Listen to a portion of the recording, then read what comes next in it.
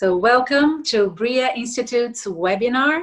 This is a series of webinars on the future of leadership. It's a pleasure to have you today. This is an opportunity to understand a little bit of the little letters E, S, and G. Some people are very familiar with them, some are not, and today is a great opportunity for us to delve into it. So welcome to Briyah Institute. It's a pleasure to have you here. So for those who don't know about Briyah, Briyah is a benefit corporation, and we have the mission of inspiring people and changing organizations by bridging the gap between innovation, practice, and purpose. So very nice that this conversation fits in beautifully with our mission, because this is all that I see about E.S.G. So it is somewhat an innovation, it is a good practice, and it helps us align with purpose.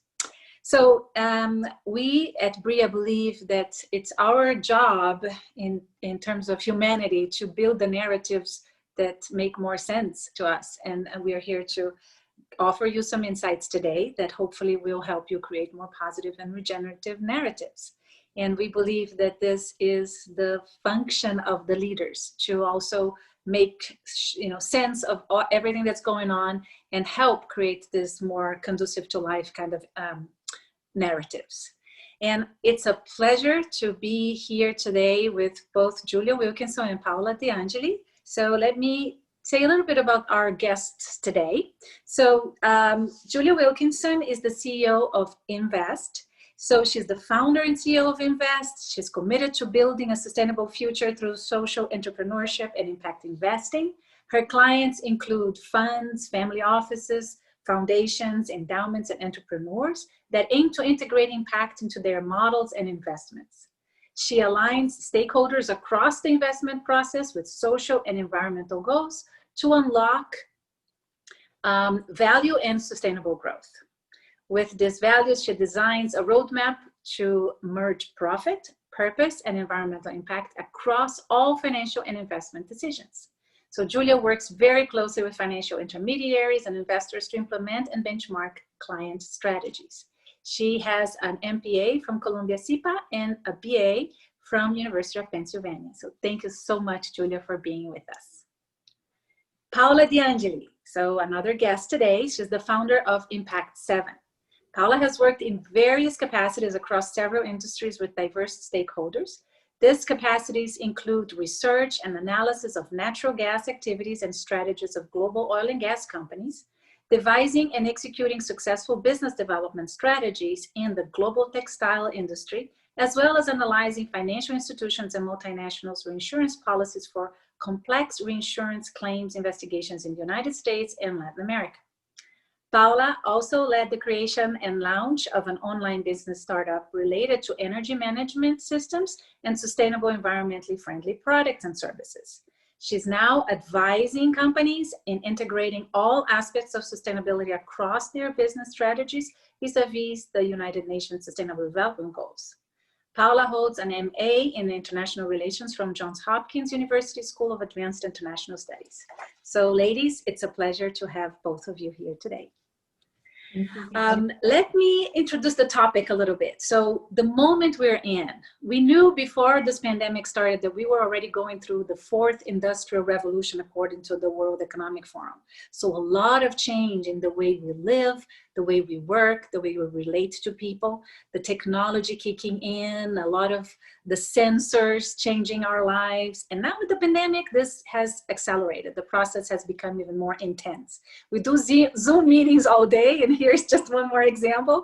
And we connect to people through the internet. And our lives have changed tremendously with what we're going through. There's also a change in capitalism that we see happening from years, not starting now.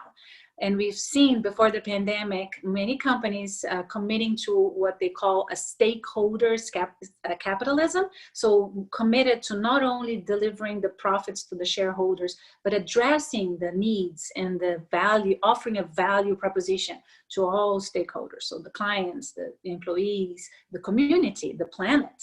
So we're talking a lot about planetary health these days, which is very important, especially with the pandemic, where we're talking about individual health, we can talk about organizational health, and we can talk about societal health.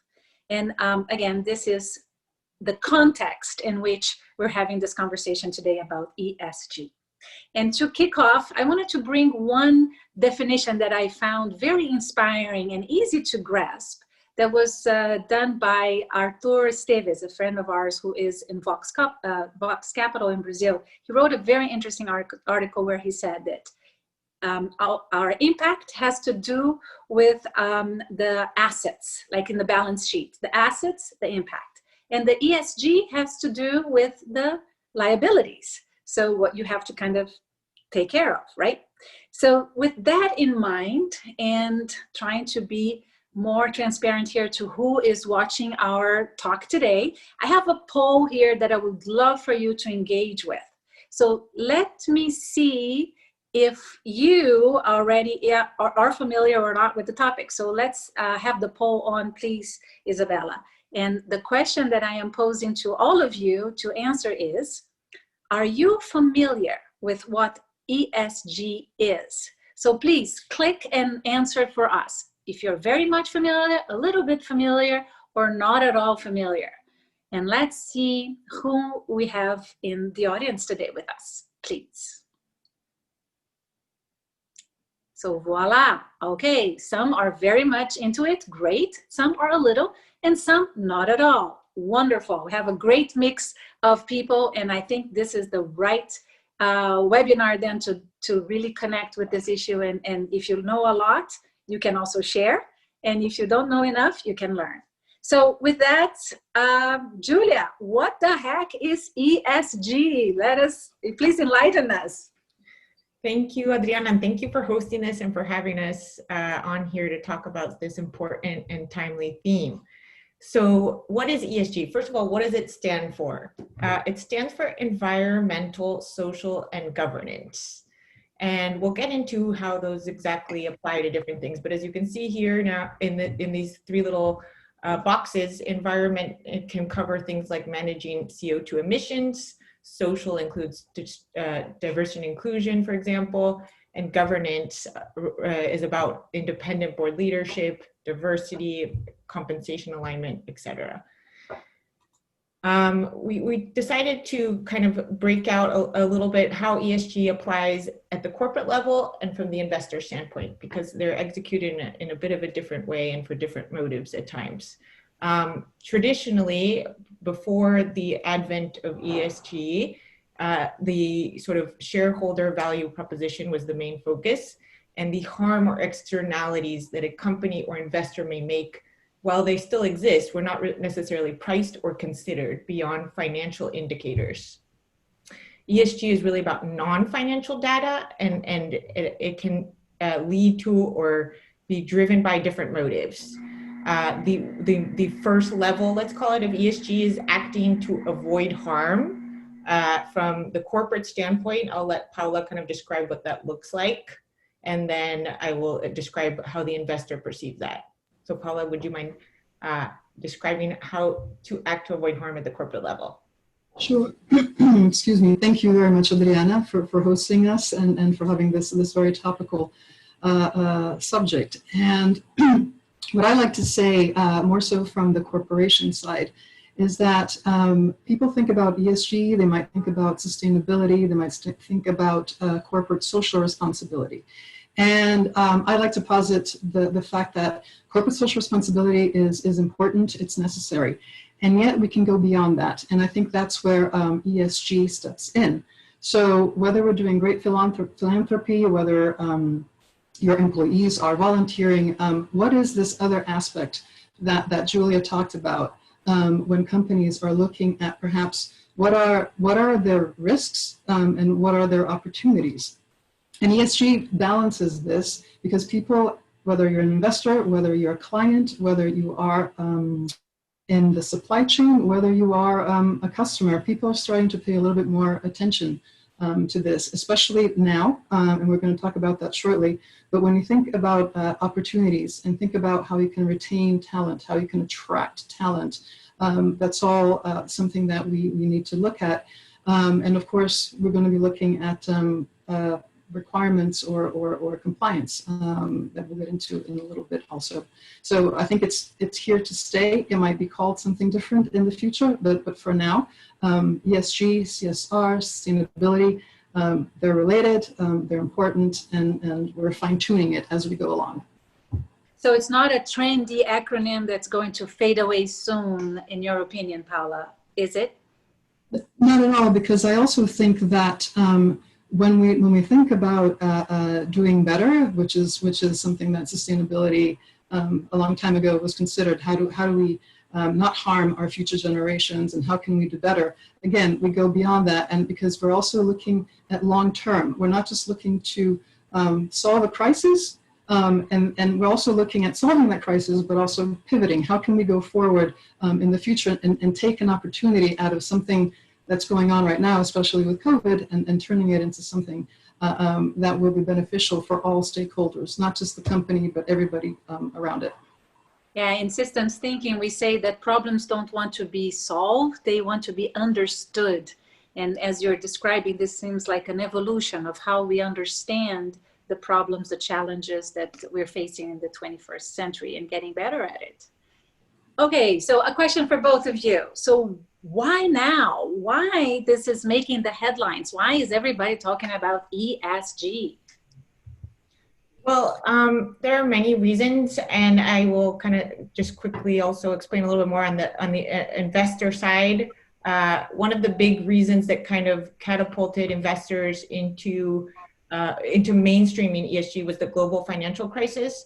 At that time, you had some misaligned market incentives leading to a global economic meltdown that had been unprecedented by the Great Depression.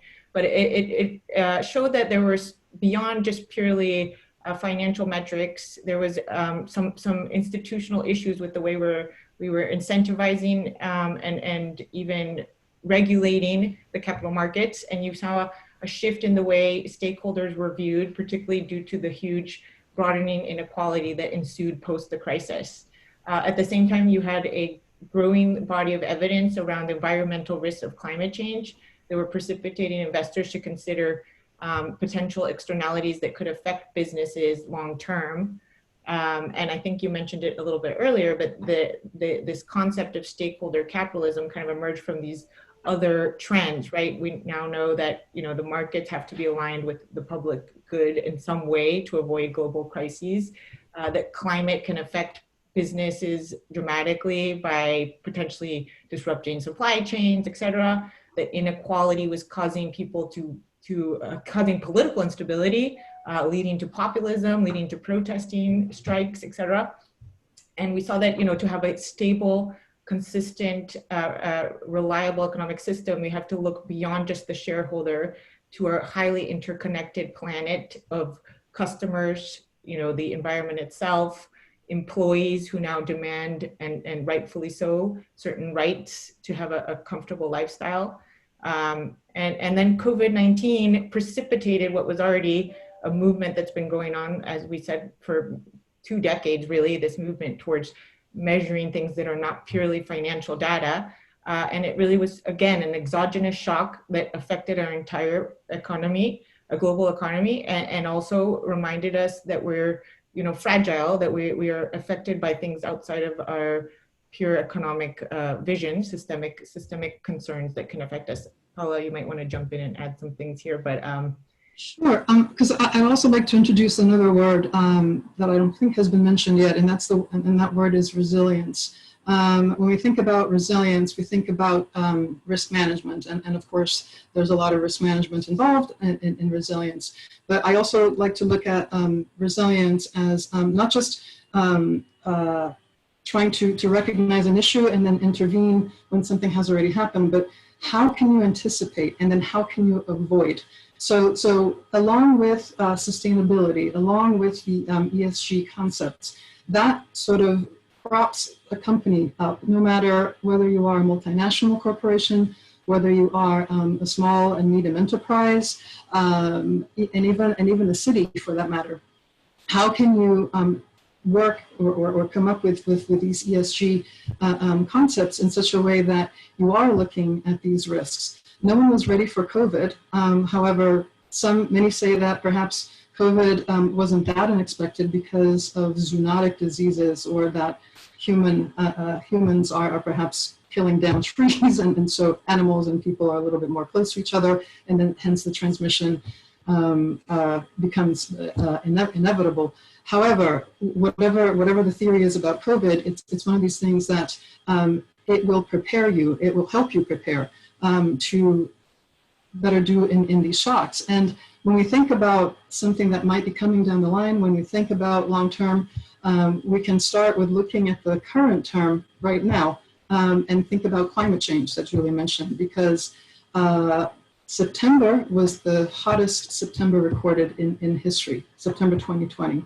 And when we look around and see all the disasters, the fires in Australia, the hurricane season that has us now into the Greek alphabet, all the way into Delta.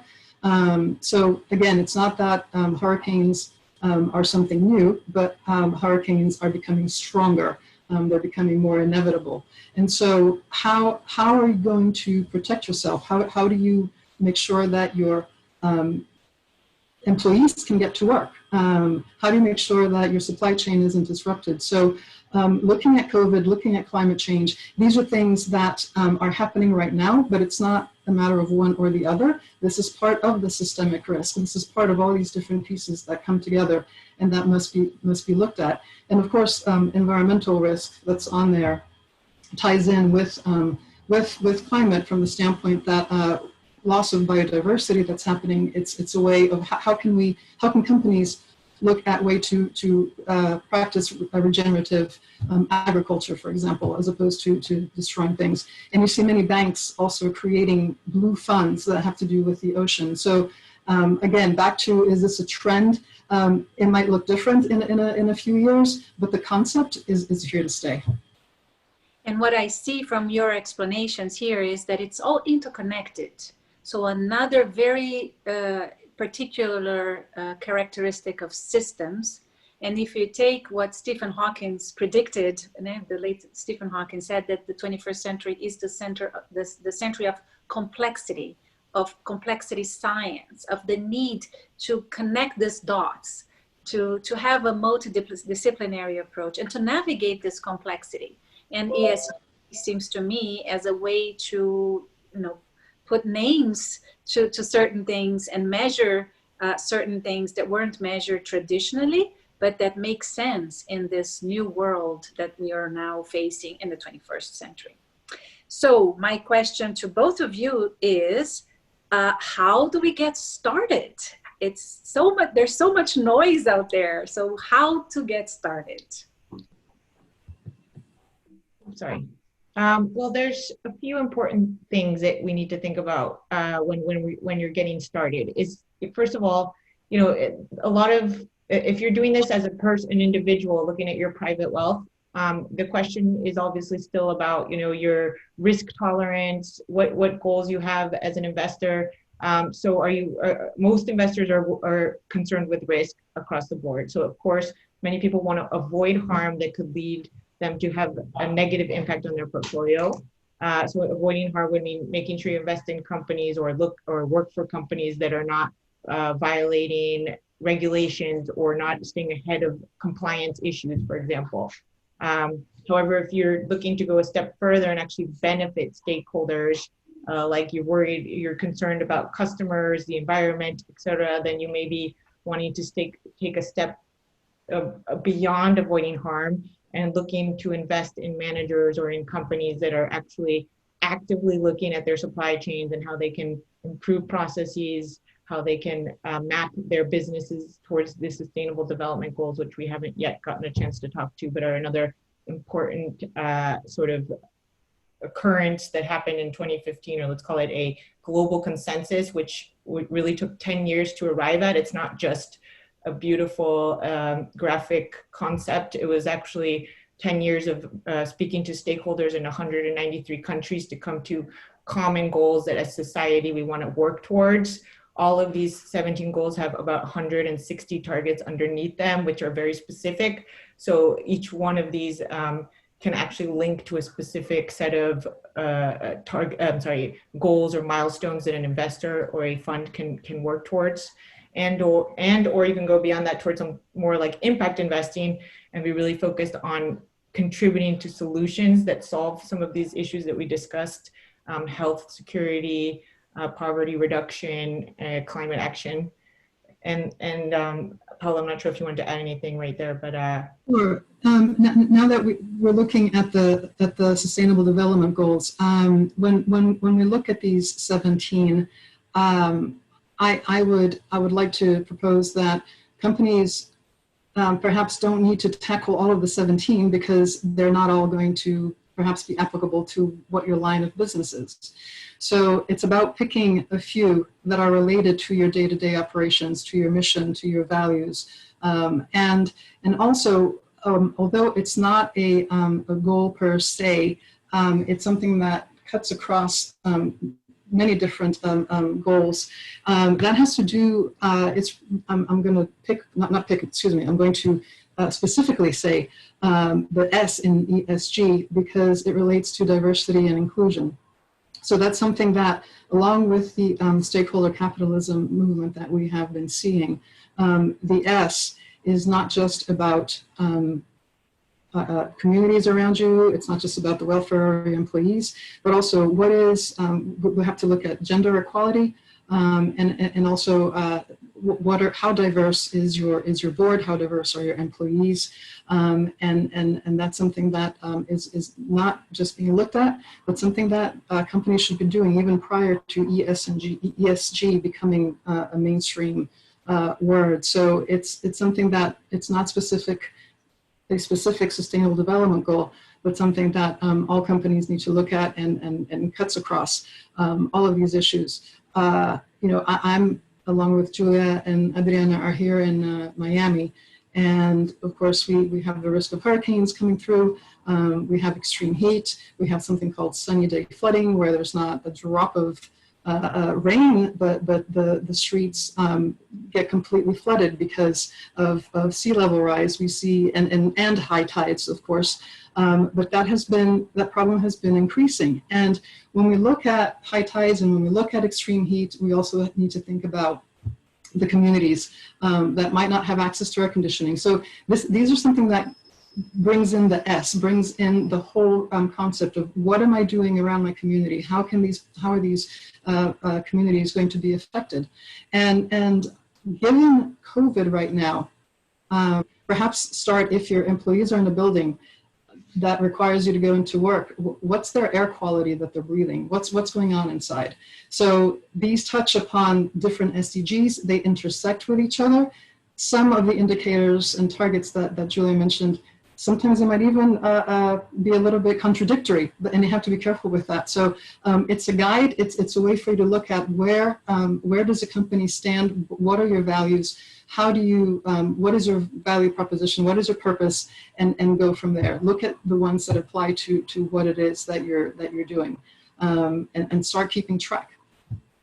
And also your passion. Obviously, if you're, for example, if you're an employee at a large multinational, maybe there are certain areas of this that you feel the company's not representing well enough, or that you think are causing issues, both maybe because you have a passion about it, but also it's impacting the way employee retention is happening, or even potentially having a negative impact on the whole business. You know, one thing you can do is kind of try and champion that internally and bring it to your managers and say you really want to lead on that issue and make some advancement across different parts of the business, the value chain, perhaps the supply chain, can really have an impact on the environment, for example. So maybe you take to management concerns about that and kind of champion it internally. Millennials and other younger generations really demand that even to want to work in companies these days, that there is a strong value proposition, that people are considering ESG in the way they make decisions. So it's also a way to attract talent in this day and age and retain talent as well. This is beautiful. It's greatly connected with one of the questions we received here from Fernanda Alvarez. So everybody, please feel free to send your questions. We're going to try to answer them all. So Fernanda Alvarez is asking us, what are some examples of the engagement with companies on ESG? Can you share some cases that you've been working with? And I can get started here with just one quick example, which is Briyah is a benefit corporation. So we are following the guidelines of the B Corp certification process. So we are a startup, we are starting anew, and we already know what we need to do in order to be certified as a B Corp one day. So what we're doing is we're looking at what the requirements are, and as we build the company, we're making sure we have the diverse board, we have the products and services with a higher purpose, and in our case, we're filtering content. We're trying to inspire leaders through systems thinking, and we are trying to make sure that more women, people of color, different nationalities, different backgrounds, really fostering diversity in the group discussions we have, can participate at Briyah to benefit from everything we're offering our, as a company, as products and services. So very practical on how to get started. And if you don't know what to do, like Paola said, look at the Sustainable Development Goals. And before I send it to both of them to talk about specific cases of companies they've helped, I also wanted to mention my previous life as an executive in a big corp. So I was CEO of General Electric in Brazil. And I can say that although GE had the Ecomagination project, which was a business strategy and a commitment to all the business units to invest in R&D to develop products and services that would make the clients reduce the consumption of energy or use it more efficiently and reduce the consumption of water with reuse and whatnot. Usually big companies start at looking at the compliance level. So what is it that you have to do to meet the regulation in the places where you have factories or offices? So what are the standards for compliance, and how do you create the channels of communication for your employees to be able to also help you see what needs to be done? So you have the legal team, you have the health and safety team and the environmental and safety team that will look for leaks or toxicity of water from your plants or whatnot, but also see what else is emerging from all this conversation that the internet now is making it so available to everybody. So the big corps can start from compliance and move on to corporate social responsibility and more integrate those two sides. And in the vision I have here at Briyah to pass on the word to Julia and Paola is that you don't have to have a business that is profit only and have a foundation that does philanthropy only. You can integrate the two. So when you pick your products, when you pick your business models, when you pick your supply chain, and when you design your business, you can make sure along the way you are measuring certain things and you are making sure you have positive impact for people, for planet, and for profit or prosperity, as some people like to say it. So Julia, what about you? Some examples to share as Fernanda has asked us. Sure. So on the more entrepreneur side, I angel invest and advise startups that have a high impact embedded into their business model.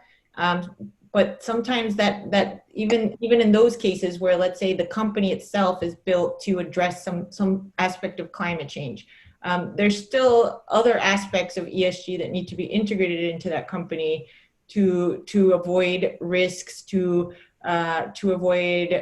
make sure that not beyond just the impact the company is having, they're treating their customers well, their employees are diverse, which not only is important in this day and age from an ethical standpoint, but also brings to the table different personality types and mindsets, skills. We tend as humans to be attracted to people like us, which is fine, but it sometimes doesn't lead to the most rigorous analysis, the questioning of the assumptions, and importantly, the diversity of your customer base, right? In a global economy, we're not just serving a micro niche of people, it's people of all kinds, ethnicities, gender. So the more that the team is strong and diverse, the actual way they execute is probably better for their customers in the long run. So also encourage them to integrate ESG principles, even at the startup level. Some people say, oh, we don't have time, it's not urgent, but really it's actually important and much easier to build these things in from day one than to wait till the company is mature and, you know, in super growth mode and not able to sit down and really think about the fundamental values that the company has and how they're being executed across stakeholders. I can guarantee that it's much easier when you're a startup and starting anew than changing a big elephant that already has many patterns established. Exactly, and that can be from impact as well as quality control and many other examples. So it's always good to start with this culture of measurement, of assessing the stakeholders beyond just financial indicators.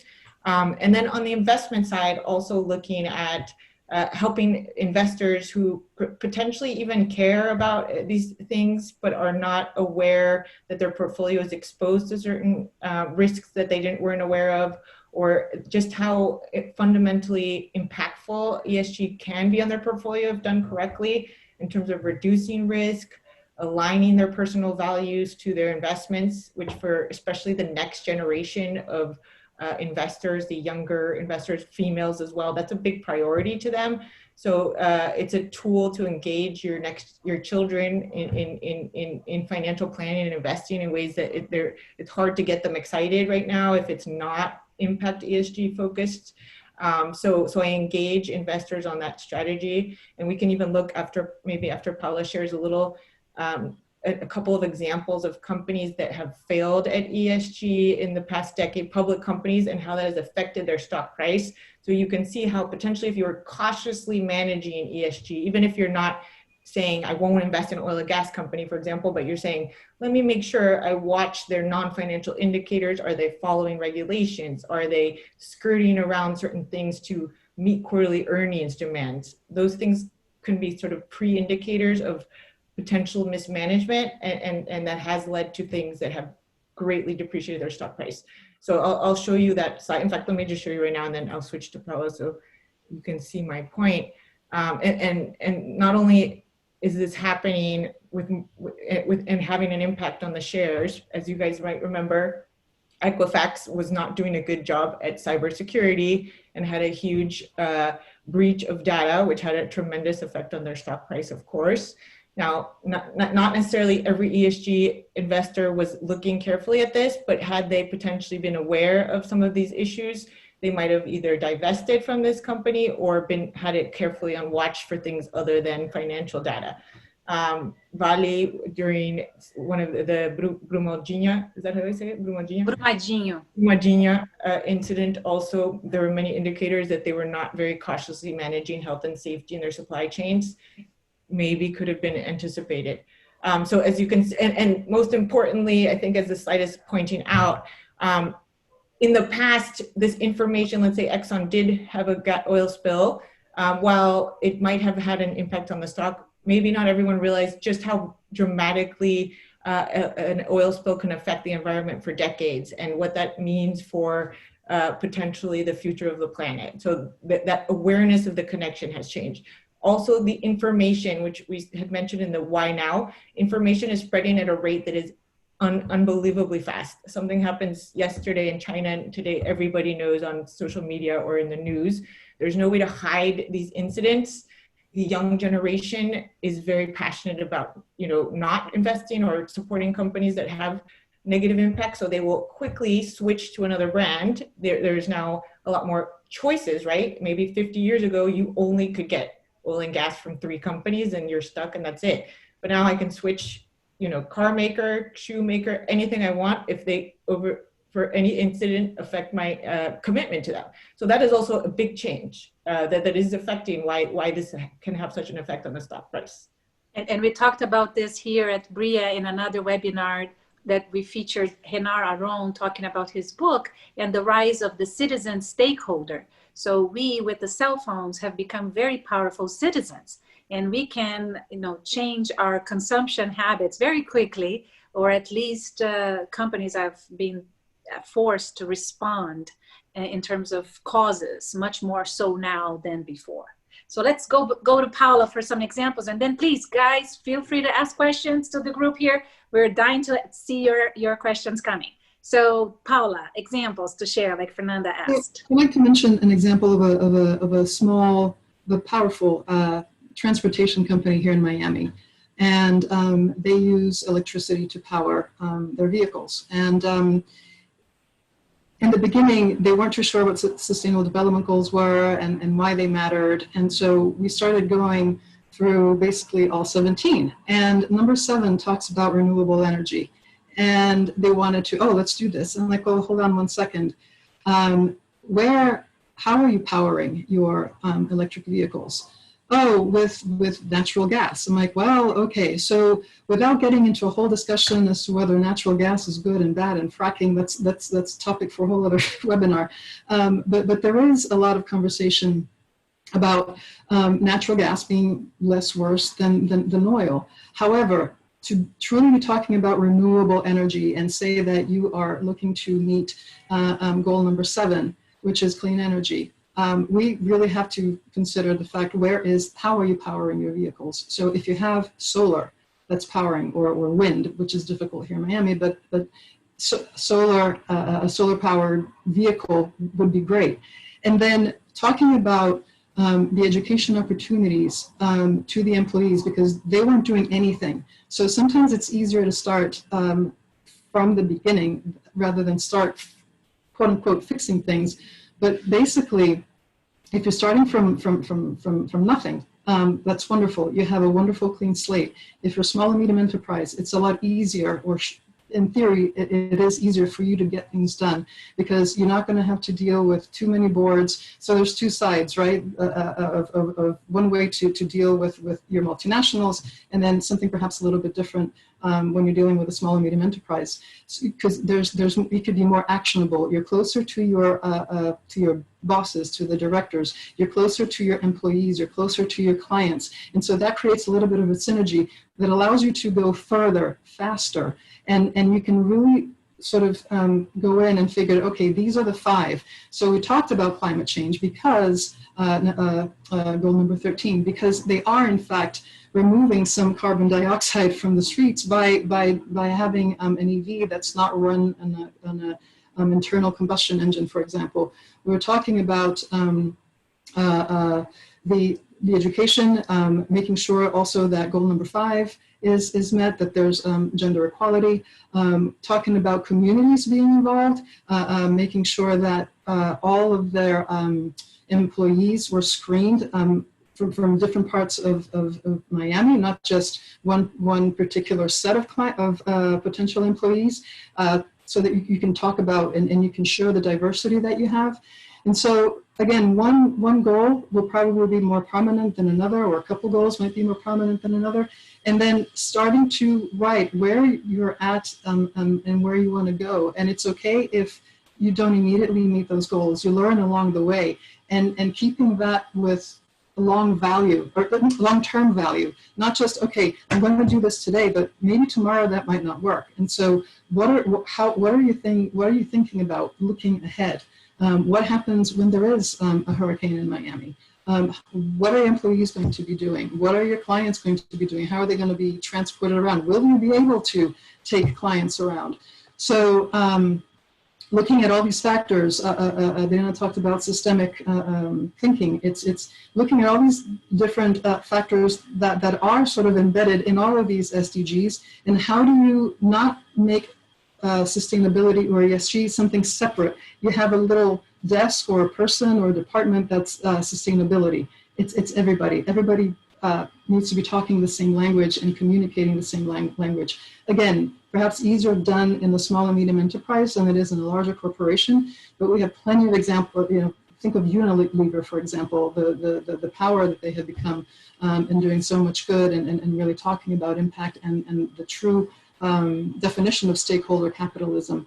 So it depends on who you're dealing with, and I think that it really just helps that that your client has an openness to want to do this. That's number one. Without that, if they're not just interested, move on, and maybe they'll come around and they'll say, hey, I need your help. So that's my This is great you're mentioning. It might be easier for small and medium companies to get started because of the size of their business and how committed they are already with different practices and habits.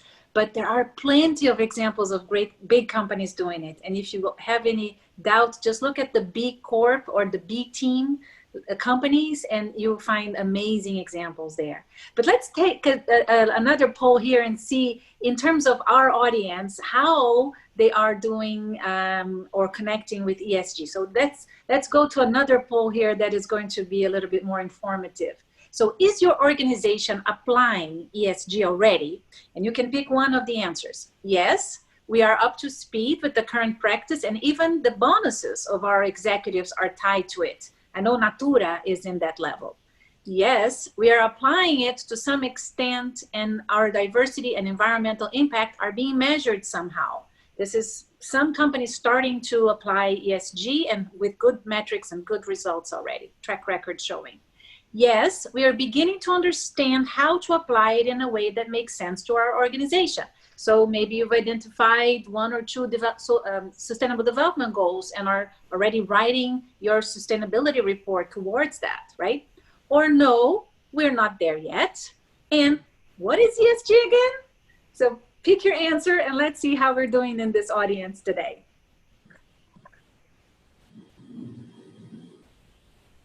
And the answers are, let's see, voila. Okay, so 40%, they are already applying to some extent. 10%, the executive bonuses are already tied to it. That's awesome. 20% beginning to understand. And nobody said, what is ESG again? That's good. We're at least with a good, very well-informed crowd here. And good questions coming. So please send more questions. I'm going to ask one more question to them that we kind of talked beforehand, and then we're going to go look at the other questions that are coming that are awesome. So my question to you, Paola and Julia, is about ESG washing.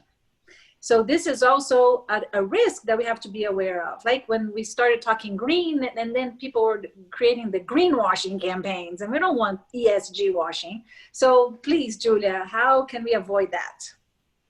Well, this kind of ties into a question that Alessandra asked in the chat, which is, has the pandemic accelerated the ESG efforts? And I'm just going to tie in a little bit of that into the response. So there was already a huge inertia towards ESG because of many reasons, stakeholders pushing for it, growing bodies of evidence that at least if done well, if done with thoughtful consideration, using historical data from some of the great, let's say, framework creators in the space, like SASB, which Paola will maybe talk a little bit more about.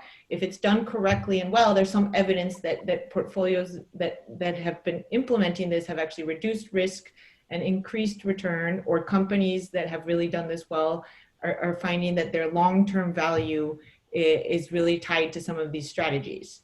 That said, it has also grown dramatically in popularity over the past few months, and the one of the reasons is that ESG funds did also outperform the market during this COVID crisis. For many reasons, some are potentially linked to the crisis itself. Some ESG funds are heavily weighted towards healthcare, technology companies, both of which really, let's say kind of benefited in this space because we need healthcare right now more than ever. Technology companies were really well prepared for remote working. A lot of their services are in even more need than ever. So of course we've seen Zoom's valuation, which has just skyrocketed. So some people have criticized the near-term ESG upside because it's heavily weighted towards these sort of tech-heavy companies. So while that is potentially a valid argument, there's also a lot of historical data before this crisis that these funds were outperforming and reducing risk. So my point being that to avoid ESG washing, some of the things you might want to look at are, were these managers already doing ESG before this crisis? What was their track record? Are they outperforming the market regularly over the past several years?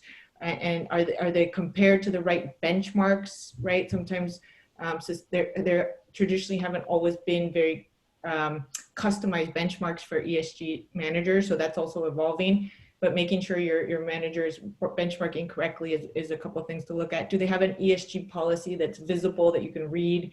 I had a slide here, which I'll just show because I think it helps kind of point out also, sorry, that you know, ESG has different layers, right? One is, do you just basically have a policy in place that ensures that you're at least measuring certain things? However, are you also being transparent on how you sit in things that maybe you're not doing good at? Like, for example, you might be really bad in diversity and inclusion today, and your willingness to sort of be vulnerable and expose that, but set aggressive milestones for change and track that, measure it, and report that. Those are kind of things that you want to look for. Also, you know, sometimes a manager might, or a company might be really good at just one area already, and so they're, you know, saying, you know, we're and really only going to focus on one aspect of ESG or one SDG. So while sometimes a company might become really good at an expertise in one area, really there's more to this than just focusing on a single thing to really have the impact of reducing risk, having a positive benefit to all stakeholders, and potentially even addressing major societal outcomes. So you want to see how transparent and accountable they're being to their own metrics. Maybe I'll let Paola jump in and add some more, and happy to continue that conversation as well. Julia, no, everything that you said, absolutely. And I'm thinking of an example. I won't name the company. It's not a company that I worked with. It was out in the media a couple of years ago, in that this big company came out and said, hey, we're going to be providing lunch to our employees' children. And so immediately we think, wow, that's really great. And it is great. The flip side of that people have said, well, that's sustainability washing, ESG washing, is why are you providing lunch to your employees' children? Why aren't you paying your employees a living wage? So it has this, when a company makes a commitment as to what it is that they're doing, we have done this. What does that really mean in relationship to your other goals and the community around you, or your employees, your clients, your supply chain? It's really sort of trying to trying to look at this from that holistic perspective and say, well, you know, let's go back and see if this is really something that you know, perhaps they'll continue doing. It's philanthropic, it's wonderful. And again, not saying don't do it. It's just, what are the other things going on in your company that perhaps need to be looked at and perhaps reconsidered? So it's important to keep that in mind. And I think that the transparency that Julia was talking about is so important. And I think that it becomes even more valuable if a company comes in and says, we're here, we want to do this, we want to reduce our water consumption, we want to be more efficient with our energy use, we want to reduce scope 1, 2, and 3 emissions, we want to do all these things, and you set out to do it and you don't reach that goal. Well, it's better to do that than to say, we've done this or we've done that, but without enough backup, or being muddy and not being very clear about it. Investors are not going to like that, and your clients are not going to like that. Especially, again, back to the small and medium enterprise, if you are a supplier to big corporations, they are going to require at some point, because many of them already are, what are your efforts related to ESG? What are you doing to reduce your water consumption, your energy use, and so forth? How are you reducing your emissions? What kind of employees do you have in your company working? What community outreach do you have? So even if you think you don't make a difference, it's important to be clear and be able to tell your story and to be honest about it, hopefully. Thank you, Paola. Julia, I don't know if you have any other slides you wanted to share. And you answered Alessandra's question, but we have a question from Katia Oliveira, who asked, how is ESG different to sustainable investing? And what are the best ways to hold companies to their climate commitments? So ESG, I would call ESG like an umbrella that can cover sustainable investing. Going back to the idea, if you're avoiding harm versus benefiting stakeholders, avoiding harm is more about reducing risk, like I mentioned, and volatility in a portfolio or in a company itself, you know, avoiding regulatory infringement, compliance, fines, things like this. But when we get to what we might call more like sustainable investing, then you're looking a little bit more on how you benefit stakeholders towards sustainable growth. So one of the underlying theories behind this, which Larry Fink, JB Diamond, all the major Fortune 500 companies are more or less committed to, is that to actually create value in the 21st century as a company, you need to have first of all, address your stakeholders, understand them, because as we mentioned, otherwise people will switch brands, switch their loyalties, and potentially even protest you directly, reducing your share value. So when we talk about sustainable investing, we're not just talking about sustainability, like climate action, et cetera, but sustainability of your company. How are you going to create value beyond what your product is today? And generally that integrates this idea of benefiting stakeholders and not just avoiding harm. So ESG would be this sort of umbrella that covers that as well, and then even gets into the opportunistic, where we blur into impact investing, where you're saying, like, for example, Danone, has kind of moved into calling itself a health food company because they believe that the trend of humanity is to start eating better, that drives better environmental outcomes for them. They're integrating local, they're sort of diversifying their supply chain. So if there was a climate crisis in one part of the world, they can still grow strawberries for their healthy products in another part of the world. So that's sustainability and resilience from a company level, but also benefiting their stakeholders, the actual client who's consuming the food.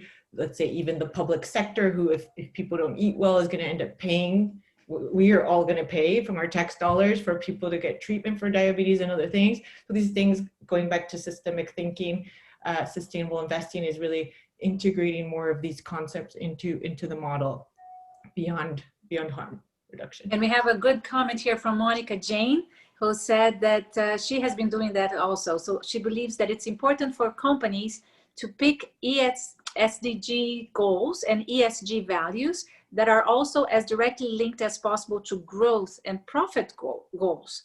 So this is the impact, this way the impact will grow naturally as the company grows. And she can provide some examples because she's been doing some workshops around that. And I am sure this is going to be awesome as a segue for this conversation, right, Julia? Yes, absolutely. So yeah, I definitely agree. And we see that I would agree that certainly companies where they can find alignment with their natural profit goals, like, for example, reduce costs towards profit goals. So energy efficiency is one great example. If you reduce energy consumption across your supply chains, you're going to save money in the long run. It may take a little investment in the short term, but in the long run, you'll be more efficient. You'll be potentially also, again, attracting quality people who believe in these things and fundamentally demand them to work at a certain company. Like, I believe Microsoft scored very high on water efficiency, energy efficiency, and other factors that the Climate Disclosure Project ranked them on. And the funds that Climate Disclosure Project ranked is that the best in these categories, water efficiency, energy, etc., are also, not surprisingly, outperforming the market. Again, could it be because of the industry focus? They tend to be more innovative, tech heavy, etc. That can be an argument, but maybe these are also the industries of the future, and we'll see more companies and more growth in these sectors than some of the industries of the past. So, that might be some of the explanation for why we're seeing particularly the innovative industries kind of leading the way on some of these other subjects.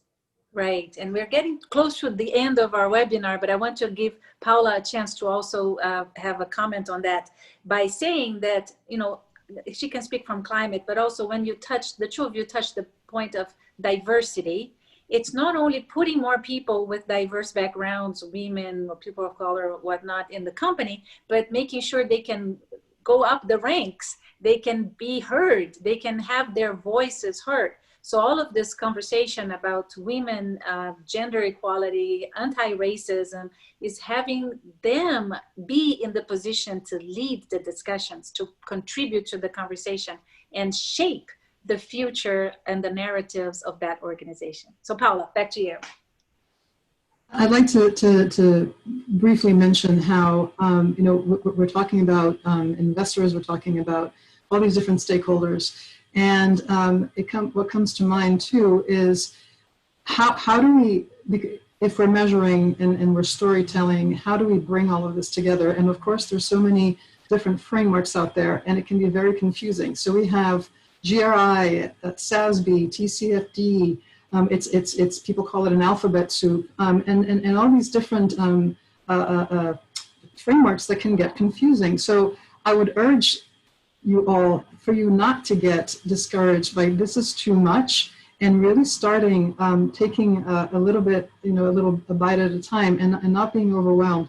I mean, here we listed two. We have SASB and the Global Reporting Initiative that have just come together with the aim of perhaps making it a little bit easier for companies to report.